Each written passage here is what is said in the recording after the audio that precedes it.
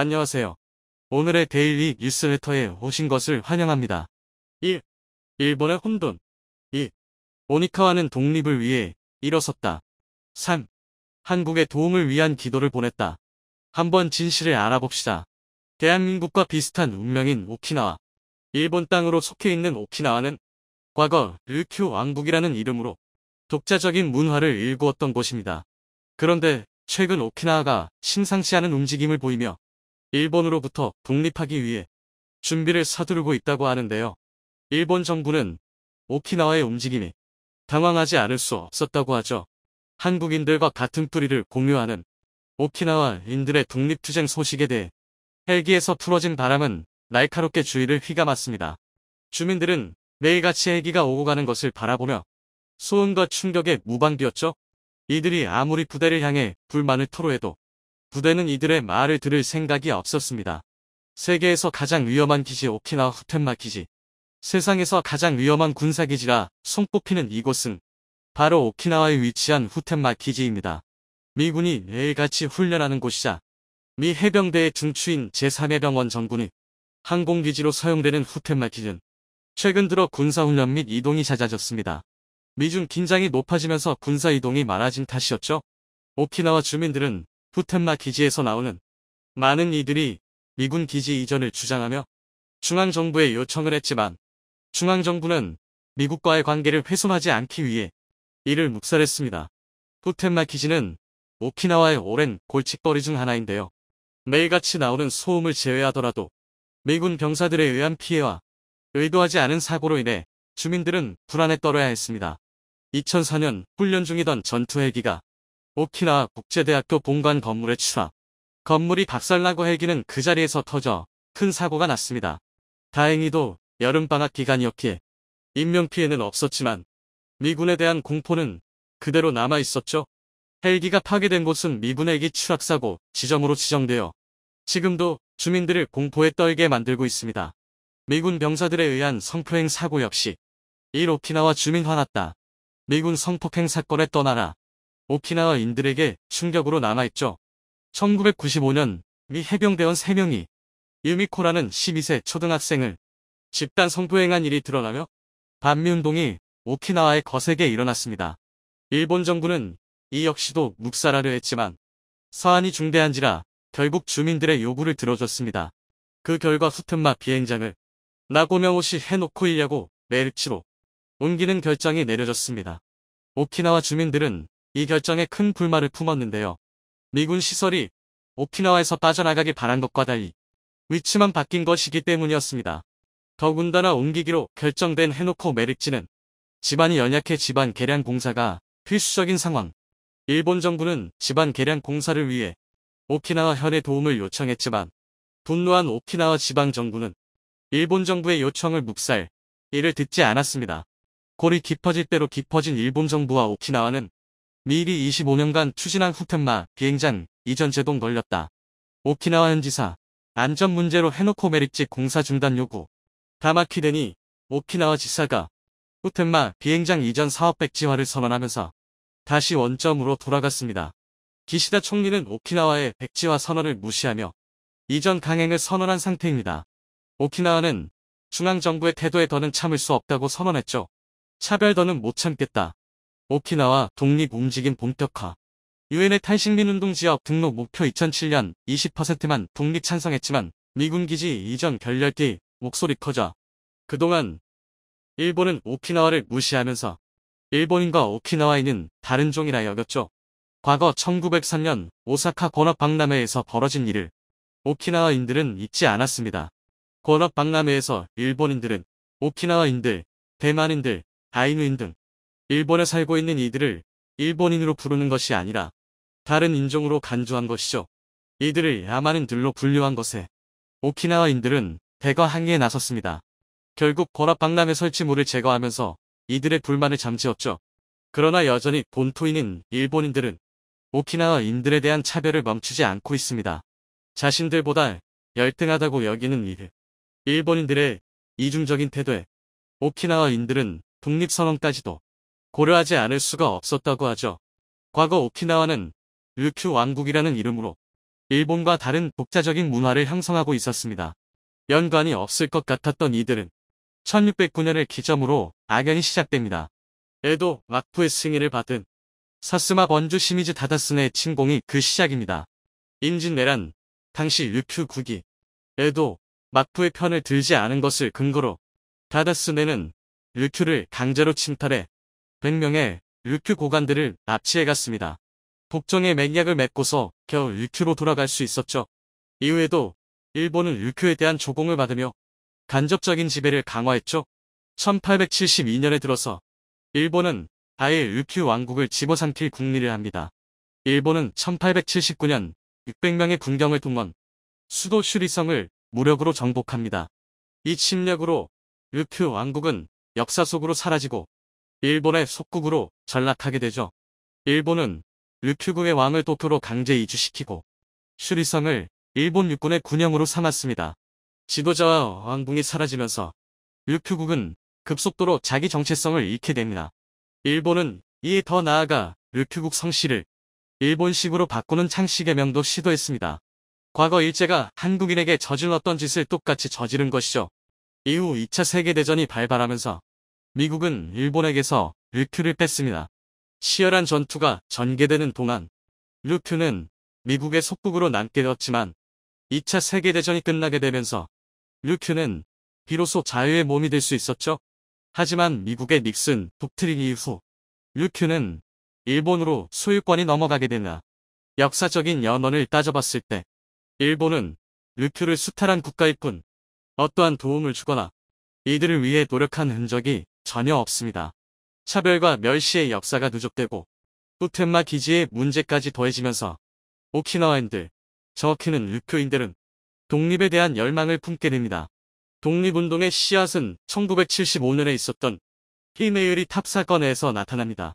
일본 왕세자 아키히토가 히메유리 학도대를 기념하기 위한 장소로 향하던 중 오키나와 독립지지 세력의 화염병 테러를 받은 적이 있는데요. 이 무렵 류큐 독립당이 세워지면서 오키나와는 독립해야 한다는 주장이 오키나와 시내 전역에 널리 퍼졌습니다.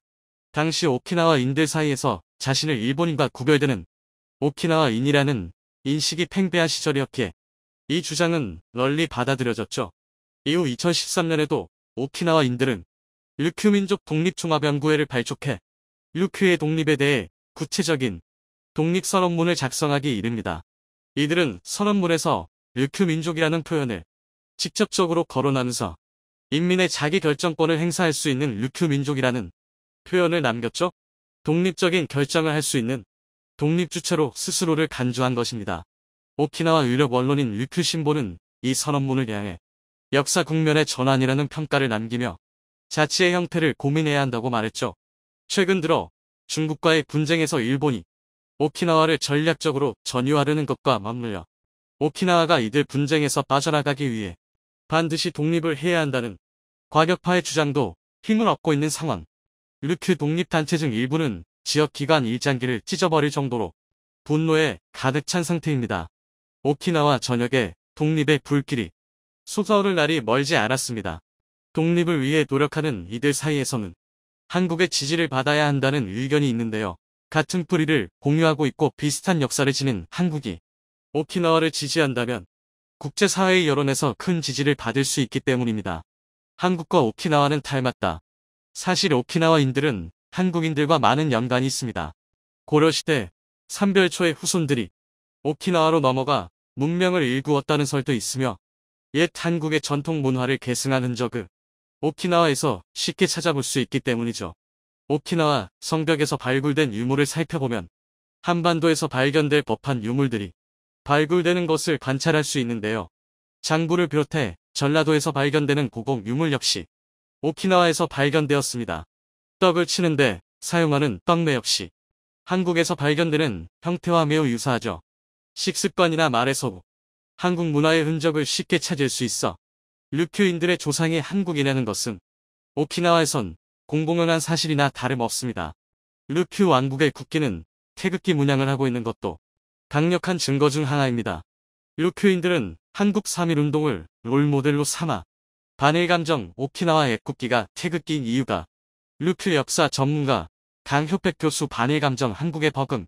동종 명문 남해에 있는 나라, 곧 한반도 남쪽임을 명시 르큐, 역시 한국과 마찬가지로 독립을 위해 무장투쟁을 해야 한다고 주장하죠. 실제로 르큐인들은 무장투쟁을 위한 르큐 독립을 상징하는 삼성천 양기를 제작해 비밀 조직을 키우며 조직적인 움직임을 보이고 있다고 하죠. 독립 세력을 잡으려고 하지만 르큐인들이 보여주는 심상치 않은 분노에 이조차도 쉽지 않다고 하는 상황입니다. 놀랍다. 나였더라도 한국 무기를 선택했겠다. 한독일 장교가 한국 무기를 보며 경탄을 참지 못했습니다. 미국 방산 전시회에 전시된 한국 무기들이 각국 군 관계자들의 찬사를 받았습니다. 한국의 폴란드 시장을 빼앗겼던 독일이지만 직접 장비를 운영하는 현역 장교는 한국 무기가 대단하다는 사실을 부정할 수 없었던 것 같은데요. 한국의 독주에 미국에서 한국을 붙잡기 위해 숨겨왔던 비밀병기를 공개하고 나섰다고 합니다.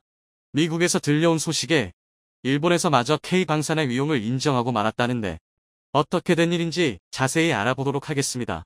미국 워싱턴에서 열린 지상군 방산 전시회 오절 2022에 하나디펜스가 참가해 K9 자주포와 K10 탄야군 반장갑차의 실물 장비를 선보았습니다. 오전은 매년 미국과 독일, 영국 등 800여 개의 주요 방산업체가 참가하는 세계 최대 규모의 지상군 분야 방산 전시회로 세계 유수의 방산업체들의 첨단 무기들 사이에서 한국 무기들 역시 뜨거운 관심을 받았습니다. 러시아의 우크라이나 침공 이후 전 세계적인 군비 증강 열풍이 불고 있는 가운데 각국 방산업체들이 치열한 수출 경쟁을 벌이고 있습니다. 이 같은 방산 전시회는 방산기업 간의 소리 없는 전쟁터이기도 합니다. 수많은 전시관 중에서 한국의 첨단 기갑 차량들이 전시된 하나디펜스 전시관에 외국군 관계자들의 발길이 끊이질 않았다고 하는데요. 전시관을 찾은 한 독일 장교가 한국의 K9 자주포와 K10을 동한 완전 자동화 장전 시스템에 감탄했다고 전해졌습니다. 독일 장교는 K10 탄야군 반장갑차를 가리키며 하나디펜스 관계자에게 얼마나 자동화된 것인가라고 물었다고 합니다. 하나디펜스 관계자가 K9 자주포와 연결하기만 하면 자동으로 탄약을 재장전할 수 있다고 답변하자 사람의 힘이 전혀 필요하지 않다는 말인가라고 다시 물었습니다. 이어 장갑차 운용에는 몇 명이 필요한가, 가격은 얼마인가 같은 질문을 쏟아내며 연신 감탄했다고 전해졌는데요. 독일 장교가 주목한 K10 탄야군 반장갑차는 K9의 차체를 이용해 개발된 보급 차량으로 K9 자주포와 연결하여 로봇팔을 이용해 자동으로 포탄과 장약을 보급하는 게 가능합니다. 이 두 장비의 연계를 통해 포탄이 날아드는 전시 상황에서도 방호력을 갖춘 채로 능력을 지속적으로 유지하는 게 가능합니다. 한국에서 개발한 세계 최초의 탄약 재보급 자동화 장비 체계이죠. 한국의 자주포 체계에 감탄하던 독일 장교는 폴란드가 K9 자주포를 도입하기로 한 것을 알고 있느냐는 질문에 잘 알고 있다. 다른 나라의 비슷한 무기 체계에 비해 3분의 1 정도 비용으로 우수한 성능을 갖췄다니 놀랍다. 내가 폴란드 군이었더라도 K9을 도입했을 것이다 라고 긍정적으로 답변했습니다. 기갑 차량의 종주국이라는 자부심을 가지고 있을 독일 장교가 한국 무기의 성능에 감탄하며 인정하지 않을 수 없다는 모습을 보여주어 우리 방산에 대한 자부심이 더욱 높아지고 있습니다. 한국이 독일 대신 폴란드의 전차와 자주포를 수출하게 됐을 많은 독일 사람들이 큰 충격을 받았었습니다. 유럽 방산 시장은 독일의 소나기에 있었다고 해도 과언이 아니었는데 지구 반대편에 있는 대한민국의 엄청난 파이를 빼앗겨버린 것이니 말이죠. 이에 대해 믿을 수 없어하며 폴란드가 유럽을 배신했다고 분노하는 사람들도 있는 반면 사태를 객관적으로 바라보고 있는 사람들도 많습니다. 최종 사용자 조항과 미루는 정부 때문입니다. 아무도 긴급 상황에서 독일에 의존하고 싶어하지 않습니다만 누가 그들을 비난할 수 있겠습니까? 모두 한국이나 미국 같은 곳에서만 무기를 구입할 것입니다. 중요한 건 독일이 아니라는 겁니다. 독일 네티즌들은 이제는 세계 방산 시장을 한국이 주도하고 있다는 것을 인정하고 따라잡기 위해 노력해야 한다고 말했습니다. 이렇듯 우리 방산 기업들이 크게 득점하며 앞서 나가고 있지만 결코 방심해서는 안 될 것 같습니다. 무기 산업의 첨단을 달리고 있는 미국이 이번 박람회에서 새로운 전차를 공개해 큰 화제를 불러 모았습니다. 미국의 주력 전차이자 세계적인 베스트셀러인 M1 에이브람스 전차의 최신 모델 에이브람스 X를 공개한 것인데요. 에이브람스 X는 신형 44구경 XM360연 저반동 활강포가 도입되어 더 적은 반동으로 정확한 사격이 가능해졌습니다. 또한 포탑이 완전 무인화됐을 뿐만 아니라 기총으로 RCWS가 탑재되어 승무원 3명만으로 운영할 수 있으며 트로피 능동 방어 시스템이 탑재되어 대전차 무기에 대한 방어력도 갖추었습니다. 이번에 공개된 에이브람스 X 모델은 아직 프로토타입에 지나지 않지만 향후 미군의 전차가 발전하게 될 모습을 미리 제시했다고 볼 수 있습니다. 그런데 외신들은 이번 전시회에서 에이브람스 X가 공개된 이유를 흑표 전차의 활약 때문이라고 판단하고 있는데요. 프랑스의 군사 매체 메타디펜스에서 미국 제너럴 다이나믹스는 에이브람스 X로 독일 KF-51 판처와 한국의 K2 흑표에 대응하려고 한다는 제목의 기사를 보도했습니다. 본 기사에서는 세계 각국이 전차의 종말을 예고하며 전차 생산량과 투자를 줄여나가면서 비어버린 시장을 한국의 K2 흑표 전차가 빠르게 선점하고 있다고 말했습니다. 미국의 M1 에이브람스 전차나 독일의 레오파르트 전차보다 K2 전차가 주목받고 있으며 미국과 독일의 새로운 전차 공급은 2035년까지 지연되어 있는 상황이라고 지적했습니다. 이대로면 서방 세계의 전차 시장을 한국이 완전히 주도하게 될 것이란 말이죠. 위기의식을 느끼고 독일에서 차세대 전차 KF-51을 내세웠고 미국 역시 에이브람스 X를 제시하며 한국 전차의 진격에 대응하고 나선 것입니다. 또 다른 외신의 보도에 따르면 에이브람스 전차의 설계 과정에서 K2 전차의 영감을 받았다고 하는데요. 에이브람스 X의 새로운 포탑은 명백히 한국의 K2 흑표 전차에서 영향을 받았다. 실제로 에이브람스 X의 포탑 디자인이 기존 에이브람스 전차의 포탑보다 K2 전차의 포탑 구조와 더욱 유사함을 알 수 있습니다. 한국형 전차를 만들기 위해 M1 에이브람스의 전차 설계도를 어떻게든 얻어붙다고 발버둥 치던 게 어제 같은데 이제는 미국이 전차 설계에 있어 한국을 보고 배우고 있다는 것이죠. 세계 방산의 선두를 달리던 미국이 한국을 대등한 경쟁자로 여기기 시작했습니다. 이러한 소식에 한국에 지나친 관심을 가지고 있는 나라에서 뜨거운 반응을 보여주고 있습니다. 바로 관음증이라도 있는 게 아닌가 싶은 옆 나라 일본입니다. 일본의 군사 전문 매체에서 미 언론 오조 2022에 참가한 한국은 방위산업에서 지위를 보여주었다라는 제목의 기사를 보도했습니다. 본 기사에서는 미 언론들과 관계자들의 한국 방위산업에 대한 평가들을 모두 모아 나열하고 있습니다. 한국이 수출하고 있는 것은 K팝만이 아니다. 북한이라는 안보 위험을 안고 있는 국가가 국제 경쟁력 있는 생산국인과 동시에 방위산업 시장에서도 두각을 나타내고 있는 건데 얼마나 놀라운 일인가. 미국 캐피탈 알파 파트너즈 칼란 이사. 경이적인 매출의 성장을 보이는 한국 방위산업의 현상은 우연의 산물이 아니라 의도적인 전략의 선거이다. 한국 기업은 복수 정권에 걸친 하이레벨 협상, 무기 수출을 뒷받침하는 정책, 무기 박람회 첨가를 결합하여 숫자를 늘려온 것 같다. 디펜스 뉴스. 현실감을 띠고 있어 유럽과 아시아의 무기 수요는 높아지는 한편 이 거대한 수요에 미 방위산업이 대응할 수 없는 한 무기 시장에서 한국의 대두는 미국도 환영해야 할 뉴스다. 호주 유나이티드 스테이츠 스터디즈 상트르. 한국 방산이 이루어낸 경이로운 업적에 각국 외신들이 찬사를 아끼지 않았습니다. 미 언론뿐만 아니라 일본 언론까지 한국 방산이 성공했다고 인정하며 그 전략을 본받아야 한다고 말하고 있는데요. 한국의 방위산업이 CH에 성공하는 비결은 잠재적인 고객의 안보 환경, 재무 상황, 산업 구조를 조사해 필요하다면 현지 기업과의 공동 생산, 신규 제조가 아닌 한국군이 사용한 중고 무기, 도입에 필요한 자금 대출 등 고객에 맞춰 제안을 유연하게 커스터마이즈하는 점이다. 일본 경진. 이에 대해 일본 네티즌들도 분하지만 인정하지 않을 수 없다는 반응을 보여주고 있습니다. 이런 자유로운 사고방식이 한국의 특기지. 일본도 예전에는 그랬을 텐데 이제는 갈라파고스화 돼버려 다른 나라에서 사용할 수 없는 상품밖에 없어. 예를 들어 신칸센이 중국이나 대만 이외에 보급되지 않는 것은 일본형 시스템에 특화되어 있기 때문이지. 일본 무기는 실전을 거치지도 않았기에 다른 나라에서 사용하려 할지 의심스러워. 일본이 버블 경제 이후로 겸손함을 잃어버려 너무 안타까워. K9이나 레드백은 일본에 도입해도 좋을 것 같아요. 국내 생산으로 하면 공급면에서도 유리하고 그러면 혐한파에서 난리를 칠까요? 매출 3조가 사정거리 내라니 너무 굉장한 걸. K-팝도 그렇지만 세계적으로 유명한 아티스트가 나오기 훨씬 전부터 각국의 언어로 번역하고 언어를 공부해서 꾸준히 판매하고 있었어. 무기 수출도 우크라이나 사태로 약진한 것 같지만 아마 훨씬 전부터 결과를 내기 위해 여러 시행착오를 겪었겠지. 일본이 무기 수출에서 출발선에 설 때쯤이면 적어도 나는 환갑 정도일까. 그동안 한국 방산이 잘 나간다는 소식을 한국 언론들이 편파적으로 조작해낸 거짓말이라고 믿고 있던 일본인들마저 해외 유수의 언론들을 통해 보도된 부정할 수 없는 사실의 입을 다물고 말았습니다.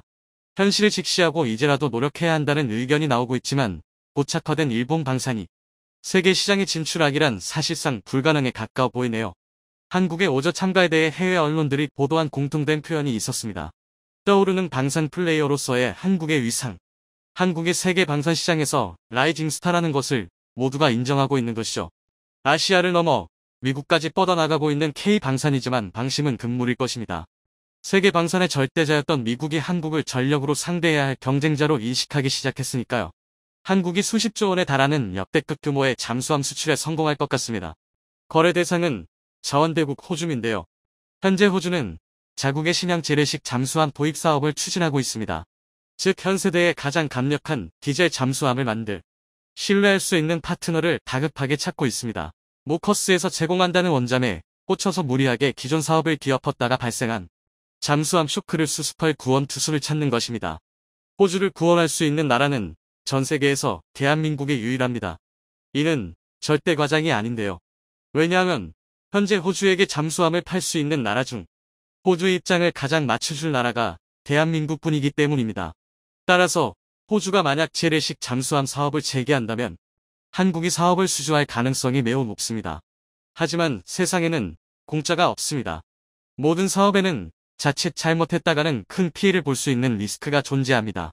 일단 수주에 성공하면 무조건 대박처럼 보이는 호주의 잠수함 도입 사업에도 이런 리스크는 존재합니다.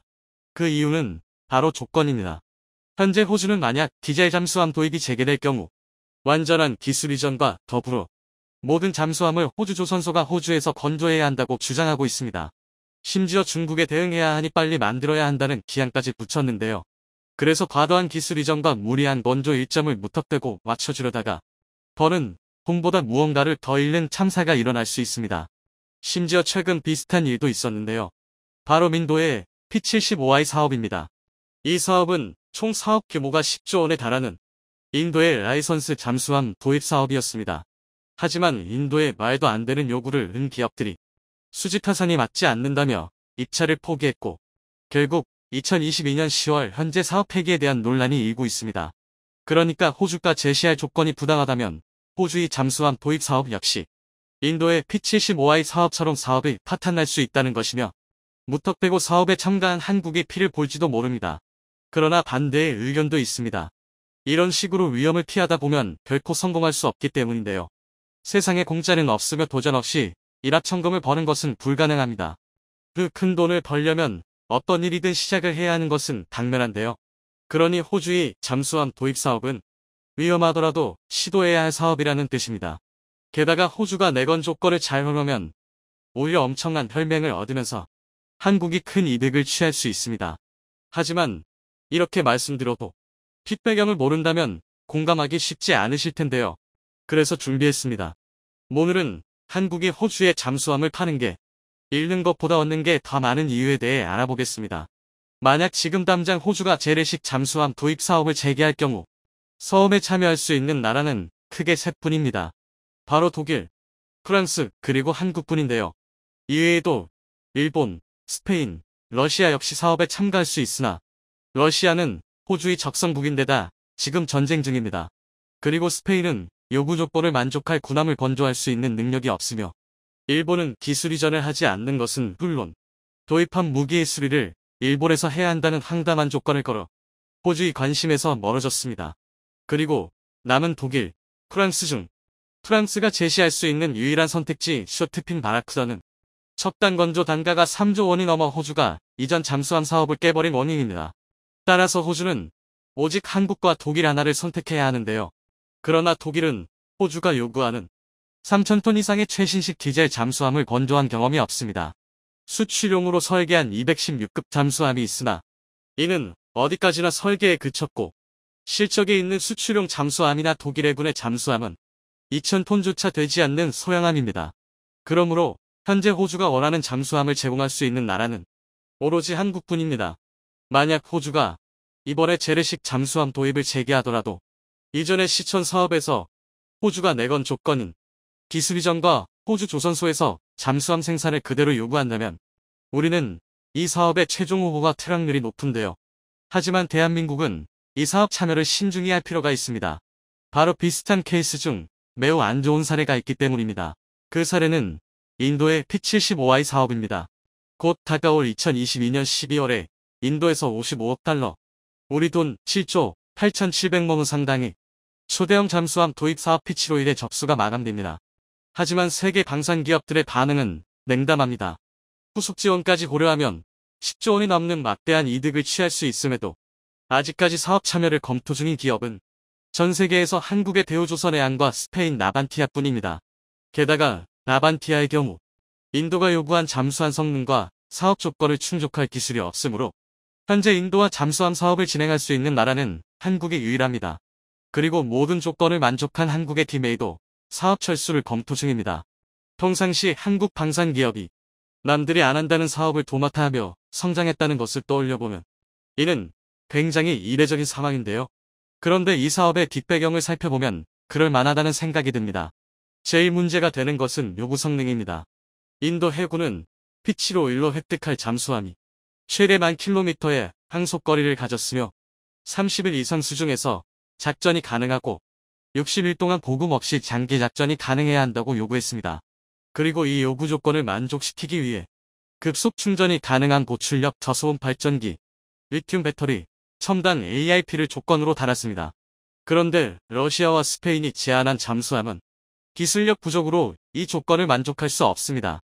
2022년 10월을 기준으로 이 조건을 최소한이나 충족하는 현역 잠수함은 지난 3월 9일 취역한 일본의 타이게이급 잠수함 일본함 타이게이분입니다. 이외에는 독일의 210급, 프랑스의 쇼핀 바락사, 한국의 도산 안창호급 배치 2등이 있으나 도산 안창호급 배치 2를 제외하면 다른 나라들의 잠수함은 아직 수주조차 안 된 상상속 군함입니다. 그래서 독일은 설계뿐인 216급이 아니라 216형을 축소해 싱가포르에 수출한 218급으로 사업 제안을 변경하는 일도 있었습니다. 한마디로 인도가 요구하는 조건 중 하나인 지금 당장 실물이 있는 잠수함을 원할 경우 사실상 일본만이 인도와 협상할 수 있습니다. 그런데 문제는 일본도 충격적이게도 그나마 실툴이 있는 타이게이조차 인도군의 요구를 완벽히 충족하지 못한다는 것입니다. 인도가 장시간 잠수에 꼭 필요하다며 필수 조건으로 내건 연료전지 AIP가 없기 때문인데요. 그러므로 민도가 요구하는 모든 조건을 충족하는 잠수함은 현재로서는 2026년 해군에 인도될 도산 만창호급 배치 2가 유일합니다. 하지만 황당하게도 이렇게 대단한 잠수함을 만들 수 있는 한국조차 인도의 요구를 들어줄 수 없습니다. 그도 그럴 게 인도는 2026년 이전에 초도함의 실물을 보기를 원하고 있습니다. 2022년 12월까지 사업 후보를 선정하고 2024년까지 최종 사업자를 선정한 뒤 2025년부터 잠수함 건조를 시작해 2026년에 건조를 마무리 지으라는 것인데요. 그런데 이런 조건은 상당히 어이없는 조건입니다. 인도가 요구하는 잠수함의 스펙은 현존하는 최상급의 스펙이며 또 이를 현실화하는 것은 최강의 잠수함을 보유한다는 뜻입니다. 그런데 인도가 요구하는 기한은 최신의 3,000톤급 잠수함이 아니라 바다 낚시에 쓰는 통통배를 만들어도 이런 시기면 탈이 날 것 같기 때문입니다. 이런 상황은 세계 여러 방산기업들도 그렇게 생각했는데요. 그래서 일본을 시작으로 독일, 프랑스 등 인도의 요구를 만족할 수 없는 나라들이 차례로 입찰을 포기했습니다. 하지만 수출 없이 먹고 살 수 없는 한국은 포기하지 않고 이 사업을 이어가려 했는데요. 그런데 이런 한국조차 인도의 추가적인 요구 조건 때문에 사업을 포기할 생각을 하고 있습니다. 대체 인도의 조건이 뭐길래 수출이면 자다가도 깨는 우리 기업조차 학을 떼는 것일까요? 그 조건은 바로 라이선스 생산과 기술 이전, 그리고 품질 보증입니다. 인도는 이번 사업 이후 완전 국산 잠수함을 만들고 싶어 합니다. 그래서 잠수함 건조 과정에서 모든 기술을 제공해야 하며 잠수함을 인도에서 건조해야 한다고 주장했습니다. 인도, 조선소에서 잠수함을 직접 만들어봐야 다음 잠수함을 제대로 국산화할 수 있다고 생각한 것인데요. 하지만 이건 인도의 입장이고 한국이 보기에 민도의 조건들은 날강도가 따로 없는 것입니다. 그 이유는 잠수함의 잠자도 모르는 인도 조선소의 직원들을 데리고 세계 최강의 첨단 잠수함을 2년 만에 건조하라는 건 돌덩이를 황금으로 바꾸란 말이나 다름없는 언지입니다. 더군다나 인도는 불과 2년 만에 만들어진 잠수함에서 하자가 발생하면 그 책임을 사업을 수주한 기업이 져야 한다는 황당한 조건까지 걸었습니다. 이래서야 사업이 제대로 될 턱이 없습니다. 이 때문에 현재 인도에서조차 P-75I 사업을 접자는 이들이 많습니다. 그런데 이런 문제들은 호주가 잠수함 도입을 재개했을 때 똑같이 발생할 문제입니다. 호주 조선소의 노동자들은 능력은 없으면서 파업을 일삼는다는 평이 많고 기술 이전 역시 무리하게 요구할 게 뻔합니다. 인도보다 훨씬 돈을 많이 주고 사업 기간이 비교적 길다는 게 그나마 위안거리지만 아무래도 불안감을 느낄 수밖에 없습니다. 하지만 다행인 것이 호주와 한국의 방산협력은 인도와 한국의 방산협력과 근본적인 차이가 있습니다. 바로 국가의 특성입니다. 사실 인도는 자원도 많고 인구도 많아 잠재력이 큰 국가입니다. 그래서 기술 이전을 받아 국산 잠수함을 만들면 모든 것을 스스로 할 생각을 하고 있습니다. 반면 호주는 자원은 풍부하나 사람이 적어서 모든 일을 스스로 할 수 없습니다. 그래서 호주는 무조건 기술을 달라고 윽박지르는 인도와 달리 여러 조건을 걸고 계속 같이 일할 파트너를 찾고 있습니다. 그러니까 단 한 번만으로 잠수함을 사고 팔고 할 끝낼 관계가 아니라 이후로 계속 함께 잠수함을 공동 개발하고 생산하며 남아가 모든 방산 분야에서 함께 사업을 추진할 영구적인 동맹을 구하는 건데요. 이런 호주에게 자원은 없지만 뛰어난 기술과 사람은 있는 대한민국이라는 나라는 최고의 파트너입니다. 게다가 호주와 한국은 이미 K9 생산 공장을 호주에 건설하며 본격적인 안보 협력을 추진 중이며 레드백 등 추가적인 방산 협력이 추진되고 있습니다. 뿐만 아니라 중국이라는 공통의 적을 두고 있으며 서로 거리가 멀어 영토를 두고 다툴 일도 없습니다. 따라서 한국과 호주가 미국이 주도하는 파이브 아이즈처럼 함께 무기를 개발하고 생산하는 사이가 된다면 양국 모두 이익을 얻을 수 있습니다. 다시 말해 한국은 자원을 값싸고 만정적으로 공급받을 수 있고 호주는 부족한 인력으로 모든 무기를 개발하려 애쓰지 않고 선택과 집중을 할 수 있게 되어 두 국가가 함께 무기를 도입함으로 개발 실패의 부담을 줄이고 양산 비용을 크게 낮출 수 있습니다. 일례로 만약 호주와 한국이 KF-21N이나 중형항모 도입을 함께 추진한다면 금전적으로는 무조건 손해일 게 뻔한 KF-21N과 중형항모의 도입이 해할 만한 사업이 됩니다. 그리고 이런 거래는 앞서 말씀드린 양국 상황을 파져봤을 때 호주의 지각 변동이 일어나 양국의 위치가 바뀌지 않는 한 수십 년이고 이어질 수 있습니다. 이 정도라면 수십조 어치 무기를 제값받고 수출하면서 약간의 기술을 이전하는 사업이라면 충분히 해볼 만한 사업이라고 국내 군 전문가들은 말하고 있습니다. 뿐만 아니라 오커스 동맹 국가들은 중국의 세계 패권 야욕을 한국이 어느 정도 해소해줄 것이라고 생각하고 있는데요. 이 때문에 한국을 끌어들이겠다며 만간힘을 쓰고 있습니다. 쉽게 말해 잠수함 사업의 조건을 한국이 유리하게 골고 갈 수 있다는 것입니다. 부디 이번 호주의 차세대 잠수함 사업에서 한국의 현명한 선택이 이뤄지길 기대하겠습니다.